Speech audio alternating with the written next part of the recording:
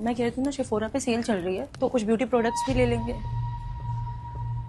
पापा मैं और प्रिया शॉपिंग के लिए मार्केट जा रहे हैं। वो एक्चुअली ठंड के लिए कुछ कपड़े खरीदने थे, तो आपके लिए कुछ लाना है तो बता दीजिए। नहीं बेटा, मुझे कुछ नहीं चाहिए, तुम जाओ।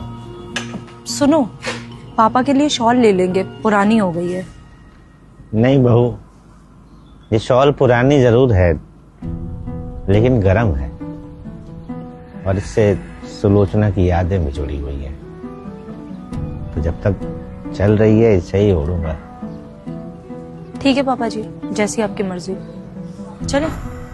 अच्छा पापा, प्रिया बता रही थी कि आजकल आप डायरी बहुत लिखते हैं, तो आपको स्टेशनरी का सामान, कॉपी किताब या फिर कुछ भी खाने पीने का चाहिए हो तो बता दीजिए, मैं आते हुए ले आऊंगा। चल तो इतनी जिद कर रहा है तो एक काम कर,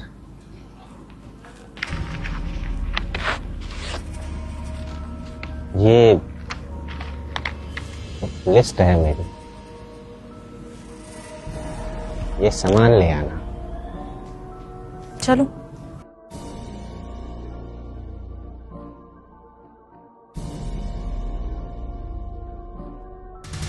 बस ये चाहिए, कुछ नहीं चाहिए बोलते बोलते भी ना इतनी लंबी लिस्ट पकड़ा दी है तुम्हारे पापा ने।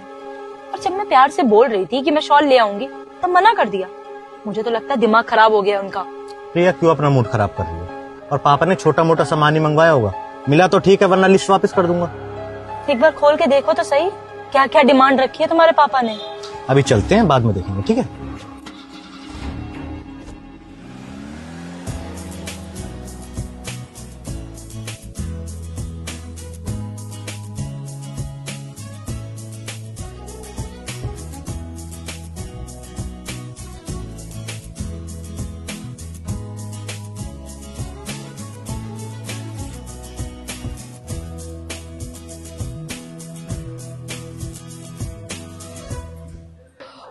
थक गए। एक बार मार्केट आ जाओ बस, फिर मन करता है ये ले लो, ये भी ले लो, ये भी ले लो, सब ले डालो। तो और कुछ सामान पसंद आ रहा था तो ले लेती, मैंने तो ऑलरेडी क्रेडिट कार्ड तुम्हें दे ही रखा था। मैं तो सामान से पूरी गाड़ी भर देती, लेकिन घर ले जाते ही तुम्हारे पापा जी, उनकी आंखें फट जाती। शिट यार, पापा का सामान तो लेना ही भूल गए। चलो जल्दी से मॉल चलते हैं। नहीं नहीं नहीं नहीं नहीं, मॉल जाने की जरूरत नहीं है। मॉल में सामान बहुत महंगा मिलेगा। यहाँ पास में एक लोकल मार्केट है, वहां से ले लेंगे।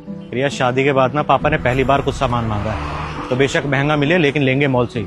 करनी तुम्हें अपने मन की है तो एक काम करो, तुम खुद मॉल जाओ और सामान लेके आओ। मैं दोबारा मॉल नहीं जाने वाली। ठीक है, एक बार पढ़ लेता हूँ क्या क्या सामान है। अभी मेरी बात सुननी ही नहीं होती, हमेशा अपने मन की करनी है।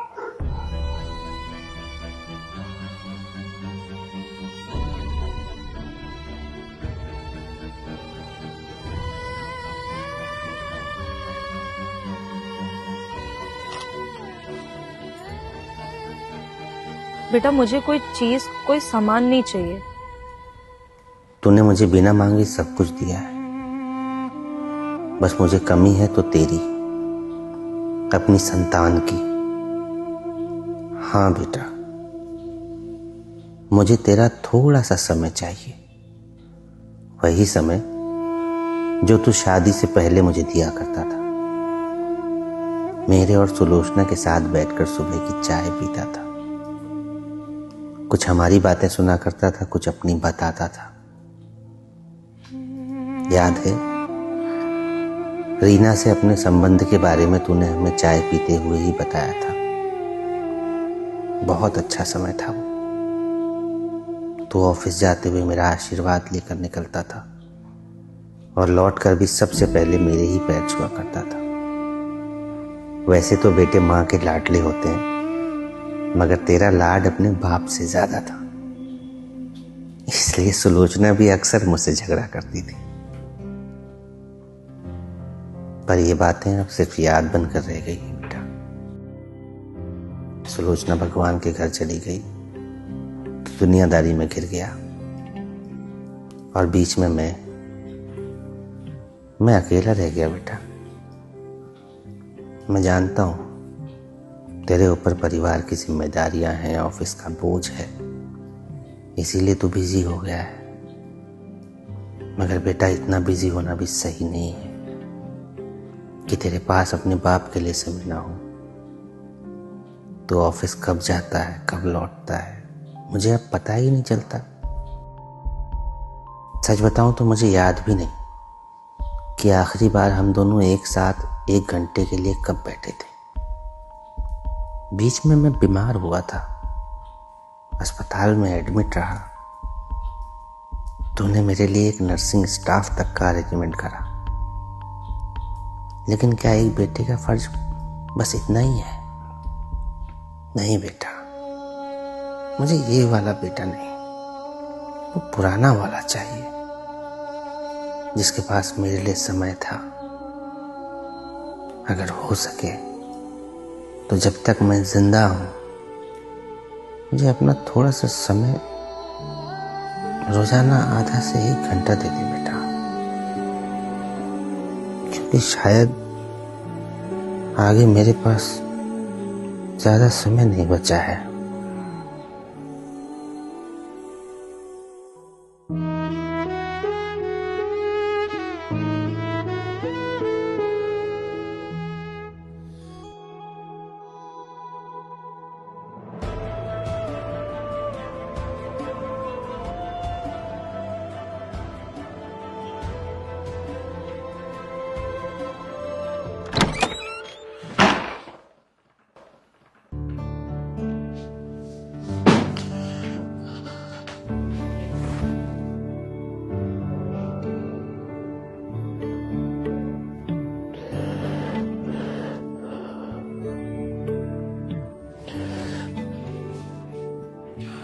मुझे माफ करना पापा,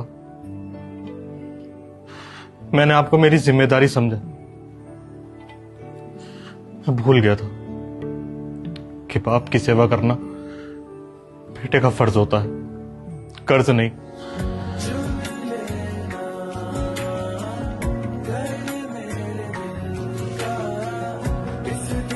थैंक यू बेटा।